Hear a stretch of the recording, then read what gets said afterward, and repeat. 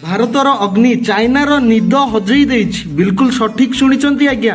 ଯେମିତି ଭାରତ ନିଜ inter continental ballistic missile ଅର୍ଥ ଇଣ୍ଟର କଣ୍ଟିନେଣ୍ଟାଲ ବାଲାଷ୍ଟିକ୍ କ୍ଷେପଣାସ୍ତ୍ର ଅଗ୍ନି 5ର ପରୀକ୍ଷଣ କଲା, ଚାଇନାର ଅବସ୍ଥା ଖରାପ ହେଇଗଲା ଆଜ୍ଞା। ଖାଲି ଏତିକି ନୁହେଁ, ଭାରତର ଏହି ବହୁତ ବଡ଼ ମିସାଇଲ୍ ପରୀକ୍ଷଣ ହେବା ପରେ ଏହି କଥା ଶୁଣି ଚାଇନା ଏକ ସାମୁଦ୍ରିକ ଜାହାଜ ଛାଡ଼ିଦେଲା। ଏହି ମିସାଇଲ୍ର ତଥ୍ୟ ନେବା ପାଇଁ ଏହି ମିସାଇଲ୍ କେମିତି ତିଆରି କରାଗଲା, ଏହା କେତେ ଷ୍ଟ୍ରଙ୍ଗ, ଏହି ଚାଇନାକୁ ଏହି ମିସାଇଲ୍ ଦ୍ୱାରା କାହିଁକି ଚୁପ୍ ରହିବାକୁ ପଡ଼ିବ, ଏହି ବିଷୟରେ ତଥ୍ୟ ନେବା ପାଇଁ ଚାଇନା ଏକ ଗୁପ୍ତଚର ଜାହାଜକୁ ବଙ୍ଗୋପସାଗରରେ ଛାଡ଼ି ଦେଇଛି।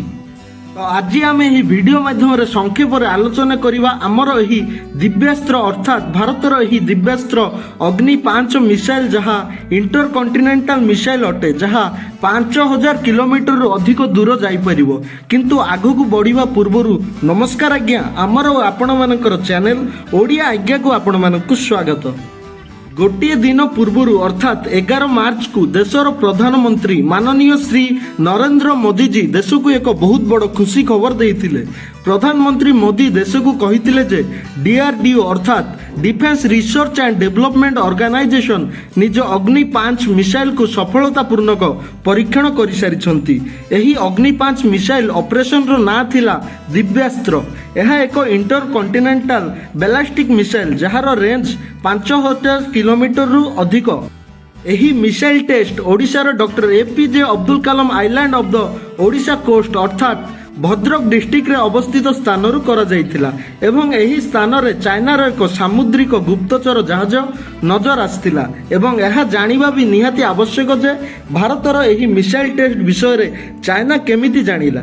ଯେବେ ବି କୌଣସି ଦେଶ ମିସାଇଲ୍ ଟେଷ୍ଟ କରିବା ପାଇଁ ଯାଇଥାନ୍ତି, ତା ପୂର୍ବରୁ ପାଖାପାଖି ପଡ଼ୋଶୀ ଦେଶମାନଙ୍କୁ ସମୁଦ୍ରରେ ହିଁ ଏକ ଅବଗତ କରାଯାଇଥାଏ। ଏହି ନୋଟିସକୁ କୁହାଯାଇଥାଏ ନୋଟମ୍ ଅର୍ଥାତ୍ ନୋଟିସ୍ ଟୁ ଏୟାର ମିଶନ।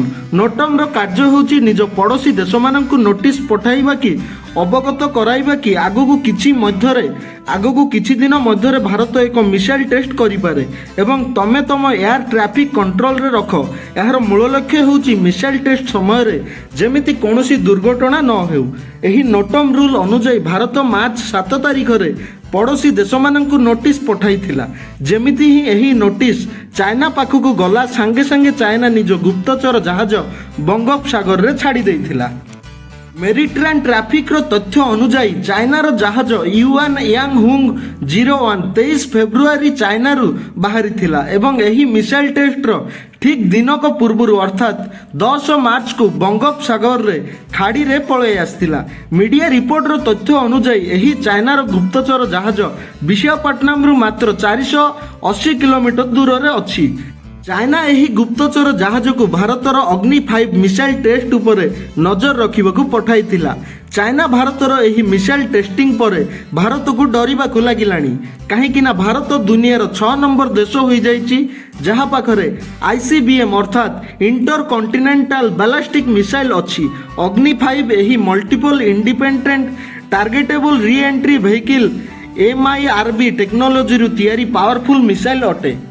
ଏହି ମିସାଇଲ୍କୁ ଏକାଥର ବହୁ ଟାର୍ଗେଟ ସ୍ଥଳୀରେ ଲଞ୍ଚ ମଧ୍ୟ କରାଯାଇପାରିବ। ଏହାର ରେଞ୍ଜ 5000 କିଲୋମିଟରରୁ ଅଧିକ ଅର୍ଥାତ୍ ଏହାର ରେଞ୍ଜରେ ପୁରା ଚାଇନା ଏବଂ ୟୁରୋପର ଅଧା ଭାଗ କଭର ହୋଇପାରିବ ଏବଂ ଏହି ମିସାଇଲ୍ 1.5 ଟନ୍ର ନ୍ୟୁକ୍ଲିୟର ଯୁଦ୍ଧ ସାମଗ୍ରୀ ନିଜ ସହିତ ନେଇଯାଇପାରିବ। ଏହାର ସ୍ପିଡ୍ ମ୍ୟାକ୍ 24 ଅର୍ଥାତ୍ ସ୍ପିଡ୍ ଅଫ୍ ସାଉଣ୍ଡରୁ 24 ଗୁଣ ଅଧିକ। ପୂର୍ବରୁ ଦୁନିଆର ମାତ୍ର 5ଟି ଦେଶ ଥିଲା ଯାହା ପାଖରେ MIRV ଟେକ୍ନୋଲୋଜିର ଏହି ମାରାତ୍ମକ ମିସାଇଲ୍ ଥିଲା। ଏହି ମିସାଇଲ୍ରୁ ଚାଇନାର ଡର କାହିଁକି ବା ନ ହେବ, କିନ୍ତୁ ଚାଇନାର ଏହି ଆନାଲିଷ୍ଟଙ୍କ କହିବା ହିସାବରେ ଏହି ଭାରତର ମିସାଇଲ୍ ଅଗ୍ନି 5ର ଅରିଜିନାଲ ରେଞ୍ଜ ହେଉଛି, ତାଙ୍କର କହିବା ଅନୁଯାୟୀ ମିସାଇଲ୍ର ରେଞ୍ଜ ହେଉଛି 8000 କିଲୋମିଟର, ଯାହାକୁ ଭାରତ ଲୁଚାଉଛି। ରହିଲୁ ଆଜ୍ଞା, ଭିଡ଼ିଓକୁ ଶେଷ ପର୍ଯ୍ୟନ୍ତ ଯଦି ଦେଖିଥିବେ, ମନରେ କୌଣସି ପ୍ରଶ୍ନ ଆସିଥିଲେ କମେଣ୍ଟ ସେକ୍ସନରେ ନିଶ୍ଚୟ କହିପାରିବେ ଏବଂ ଓଡ଼ିଆ ଆଜ୍ଞାର ଏହି ଜର୍ଣ୍ଣିରେ ହାତ ବଢ଼ାଇବାକୁ ଚାହୁଁଥିଲେ ଭିଡ଼ିଓକୁ ଲାଇକ୍ କରି ଚ୍ୟାନେଲକୁ ସବସ୍କ୍ରାଇବ୍ କରିଦିଅନ୍ତୁ। ପୁଣି ଦେଖା ହେବା ନେକ୍ସଟ ଭିଡ଼ିଓ ମାଧ୍ୟମରେ। ନମସ୍କାର ଆଜ୍ଞା, ଜୟ ଜଗନ୍ନାଥ।